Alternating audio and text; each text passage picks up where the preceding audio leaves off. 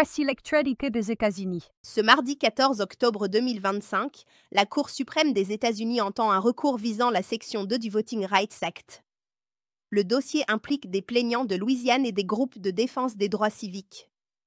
Selon des estimations, une annulation pourrait offrir jusqu'à 19 sièges supplémentaires aux républicains à la Chambre. Ce mardi 14 octobre 2025, le gouvernement américain révoque les visas de plus de 50 politiciens mexicains.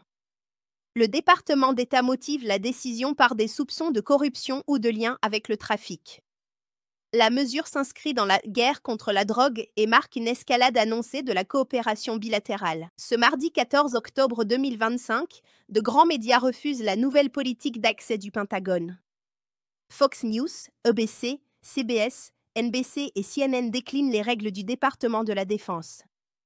Aucune grande chaîne ne signe, à l'exception de One America News, et la presse dénonce une atteinte à la liberté d'informer. Ce mardi 14 octobre 2025, le juge fédéral William Smith bloque des conditions liées à l'immigration pour les subventions FEMA. Il estime que l'administration Trump a contourné un ordre judiciaire antérieur.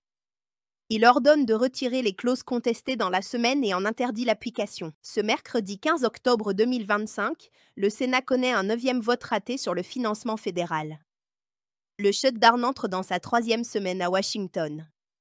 Environ 900 000 employés fédéraux sont en congé forcé ou non payés et le gouvernement demeure paralysé. Ce jeudi 16 octobre 2025, Donald Trump annonce avoir eu un appel qualifié de « productif » avec Vladimir Poutine.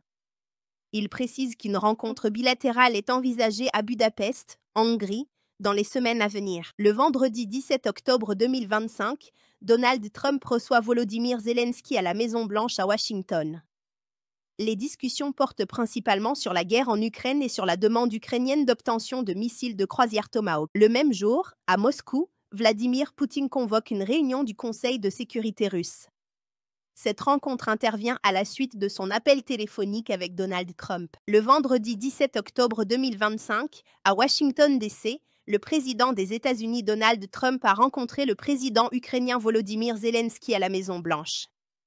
Lors de cet entretien, Donald Trump a indiqué qu'il hésitait à fournir à l'Ukraine des missiles de croisière Tomahawk, évoquant la nécessité de préserver les stocks pour les besoins futurs des États-Unis.